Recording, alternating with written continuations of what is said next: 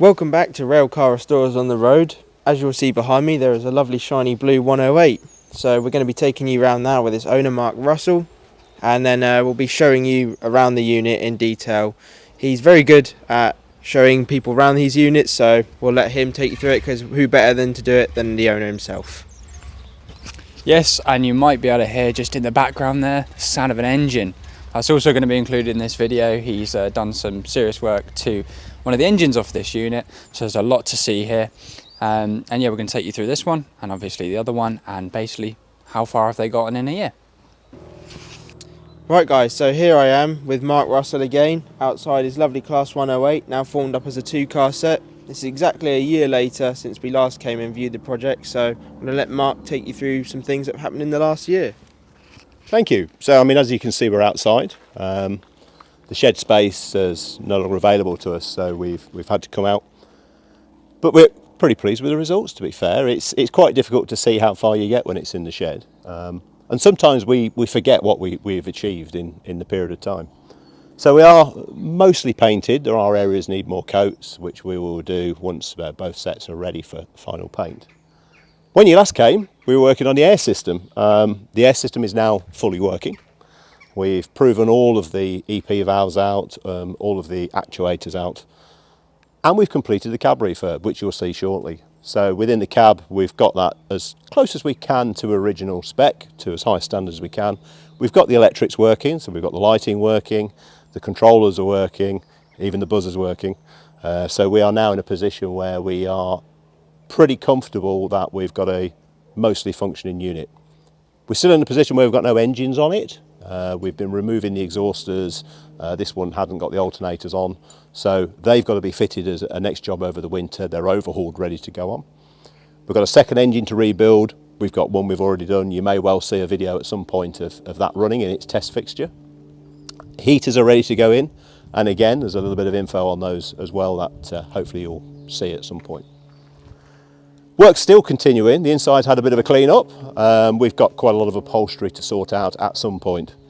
So this unit really, work has slowed a little, I would say, in the last 6 months, and we've been focusing more on the brake, which externally needs quite a lot of work. Okay, so 50926, which is the brake. Externally, we've continued some of the work. So the corridor end, we did some steel work on a little while ago. We've got some more to do to complete it before we're in a position where we can get it all primed up and ready. Corridor connection will be coming off as well for refurb. We've refitted the corridor connection on the composite and are in the process of stitching up the bellows ready to add. Pretty much all but the actual contact piece is new, so we've had to make new pins, new scissors, and we've got another set ready for this to go. Externally, we've actually got all of the steps fitted. So one of the key jobs we've been doing is making it easier to get in and around. So it's got all new steps, hardwood steps that have been fitted this year.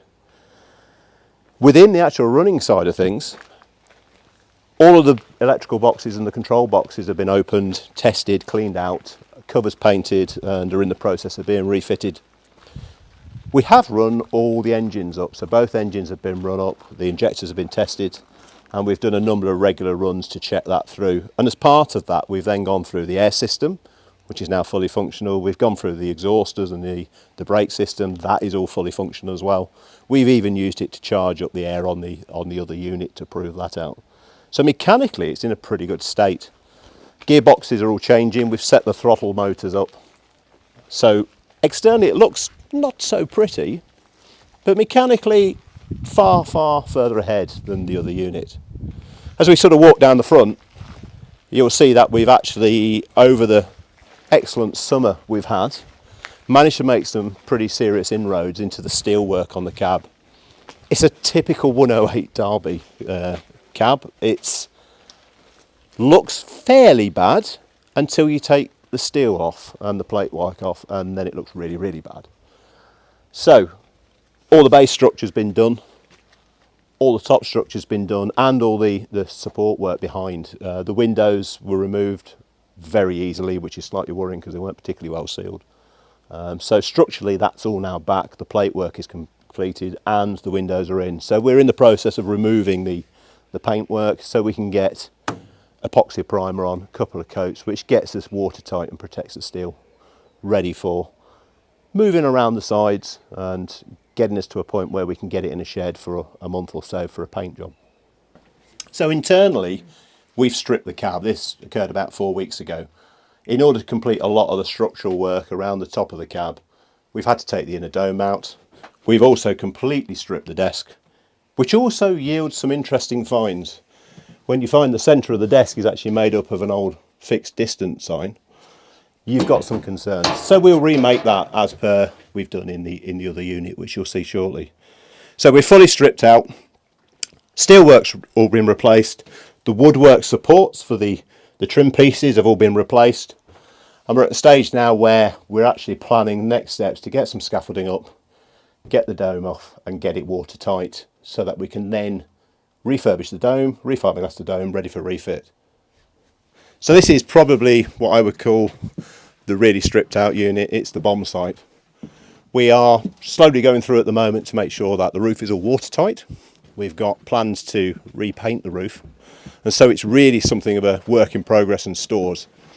This was an ex-Sandite unit, so the interior was fairly sparse to say the least, and it did have a number of leaks which had damaged the various roof sections, many of which we've remade actually. These are formed fiberglass, formed plywood sections, which we need to make a couple more, which then fit directly up above. We've got panel work is already complete for the sides, so already cut, numbered, just to screw into place.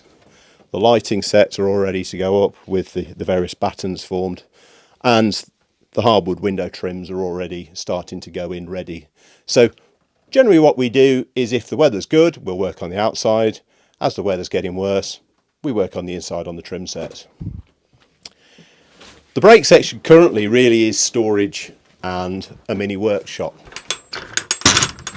We do have a number of bits that we've worked on. Obviously, structurally, the corridor end is now complete and painted, so some of the trim pieces are starting to go back. There was a vandal attack some time ago where they smashed this somewhat rare curved piece of glass. So the door has been completely stripped down, rebuilt, frame repaired, replacement glass put in, and is now watertight. So it's all about keeping the weather out so that we can make sure the work we do is safe and protected. So that's the brake. Cool. So within the composite, we've had a run through, tidy up and check the items we've got. So this area is a lot cleaner now. As we walk through, you'll notice hopefully that the lighting's working. So we've managed to get that fully functional, currently running off an old set of NiCads and an old carriage charger that we had lying around, which has been modified. So things are starting to look a lot cleaner. We'll sort of walk through into the first class, because the first class really is probably the best area that we've got so far, and pretty fully restored. We've got some curtains to replace at some point, potentially not with the orange, maybe something a bit more fitting with the maquette we currently have. So first class is nice, clean, good area, great place to come and have a spot of lunch.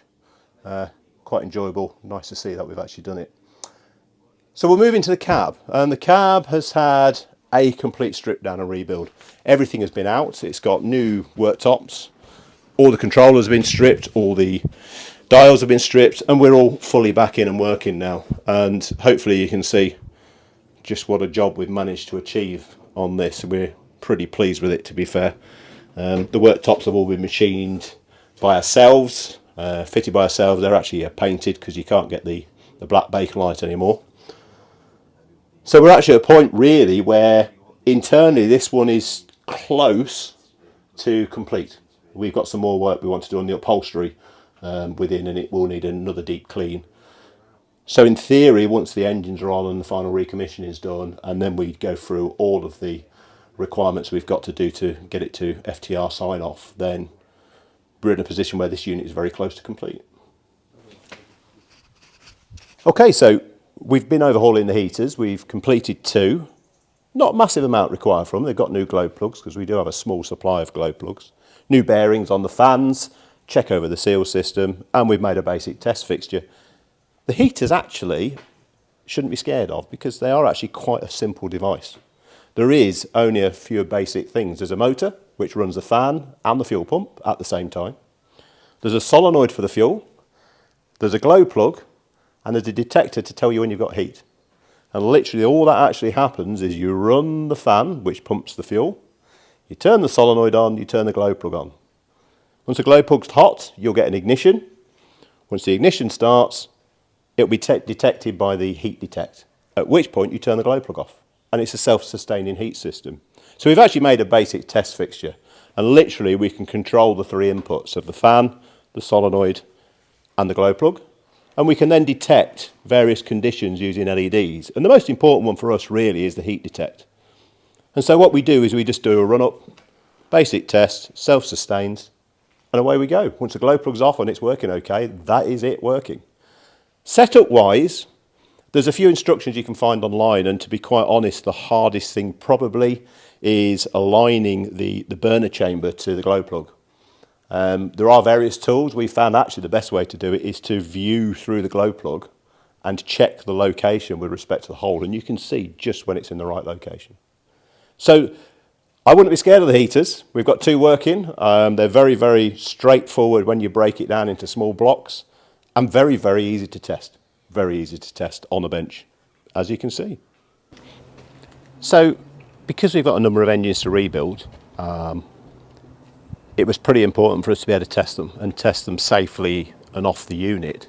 So what we've actually done is we've built a fairly basic engine test frame, which allows us to sort of supply the electric, the fuel, and a basic cooling system, albeit somewhat limited because there's no radiator on there, but there's no specific load on the engine either, so there's not that much heat to dissipate. So it's allowed us to actually snag the engine, find any minor leaks, and get it to a reasonable running condition. So we can demonstrate that to you today. This engine's got a couple of injector issues to sort out, but is generally running pretty well. So if we fire it up.